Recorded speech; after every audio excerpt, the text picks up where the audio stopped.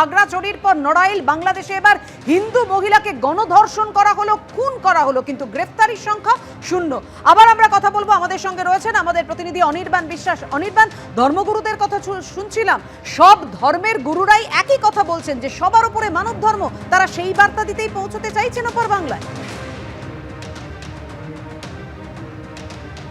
দেখো, একদমই তাই। আজকে কিন্তু দ্বিতীয় দিনের কনফারেন্স শেষ হওয়ার পর তাদের তরফে সিদ্ধান্ত হয়েছে যে একটি ভারত থেকে সর্বধর্মের যে সংখ্যাগুরু যারা রয়েছেন, ধর্মগুরুরা রয়েছেন, তাদেরকে নিয়ে কিন্তু একটি শান্তির প্রতিনিধি দল তারা কিন্তু বাংলাদেশ যাবেন এবং সেটা খুব শীঘ্রই তারা বাংলাদেশ যেতে চাইছেন। এবং সেখানে গিয়ে তারা কিন্তু বাংলাদেশের অন্তর্বর্তীকালীন যে সরকার, অর্থাৎ ডক্টর মোহাম্মদ ইউনূসের যে নেতৃত্বাধীন সরকার চলছে, সেই সরকারের একেবারে উচ্চস্তরের নেতৃত্বের সঙ্গে তারা কথা বলবার চেষ্টা করছেন। তারা কিন্তু চেষ্টা করছেন যে মোহাম্মদ ইউনূসের সাথে তারা যদি কথা বলতে পারেন তাহলে সেটা খুব ভালো হয়, এবং তারা সেই চেষ্টা চালিয়ে যাচ্ছেন ইতিমধ্যে।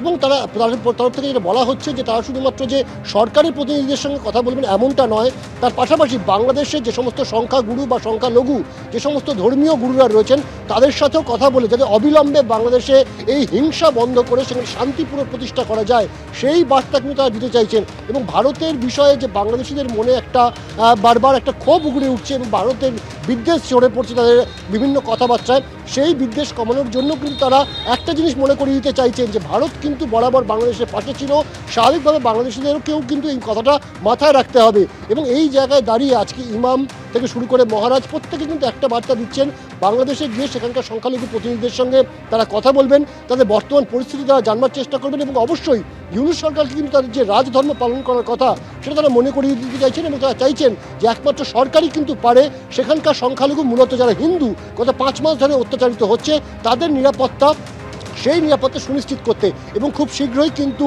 ইমাম থেকে শুরু করে মহারাজ তারা কিন্তু যাবেন এই প্রতিনিধি দল নিয়ে বাংলাদেশে, এবং সেখানে গিয়ে তারা কথা বলে সরকারকে কিন্তু তারা একটা বার্তা দেওয়ার চেষ্টা করবেন যে ভারতে কিন্তু সবাই একত্রিত হয়েছে বাংলাদেশে যে ঘটনা ঘটে চলেছে তার বিরুদ্ধে। পাপিয়া, তুমি আমাদের সঙ্গে থাকো। हमारी सबकी जाति जरूर अलग हो सकती है, हमारी पूजा पद्धति सबकी ज़रूर अलग हो सकती है, लेकिन हमारा जो सबसे बड़ा धर्म है वो इंसान और इंसानियत का है।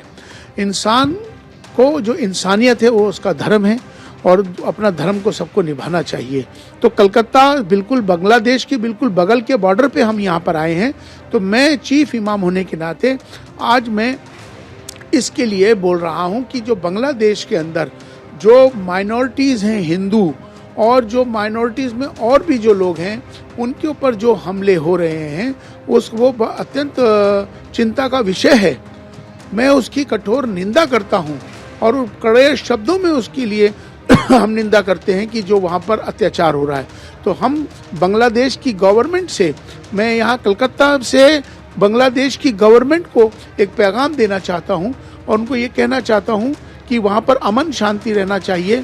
जो इस्कॉन के जो पुजारी हैं चिन्मय जी, उनको फौरन रिलीज करना चाहिए और वहाँ पर जो अत्याचार हो रहा है वो फौरन बंद होना चाहिए। এইভাবে নারীদের ওপর অত্যাচার করা, এইভাবে অসহায় সংখ্যালঘু নারীদের ইজ্জত নিয়ে নেওয়া, তাদেরকে একদম গণধর্ষণ করা, জোর করে ধর্মান্তরিত করা, এর আমরা তীব্র নিন্দা করছি। এভাবে একটা সভ্য দেশ যখন আমরা ভারতবর্ষের সীমানা ছাড়িয়ে সারা পৃথিবীতে ছড়িয়ে পড়ছি, দেশের রাষ্ট্রের সীমা ছাড়িয়ে গ্রহ থেকে গ্রহান্তরে চলে যাচ্ছি, চন্দ্রে চলে যাচ্ছি, মঙ্গলে যাবার কথা ভাবছি, সেখানে একটা বিশেষ সংখ্যালঘু স্তরের মানুষকে এইভাবে দিনের পর দিন হত্যার চক্রান্ত করা, ধর্ষণ করা, তার নানানভাবে তাদেরকে অপদস্থ করা, এ চলতে পারে না।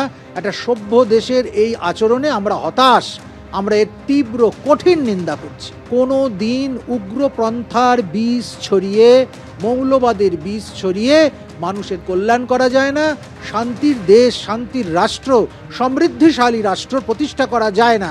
এই অন্যায় অবিলম্বে বন্ধ হওয়া উচিত। ইউনূস সরকারের সদর্থক পদক্ষেপ নিতে হবে।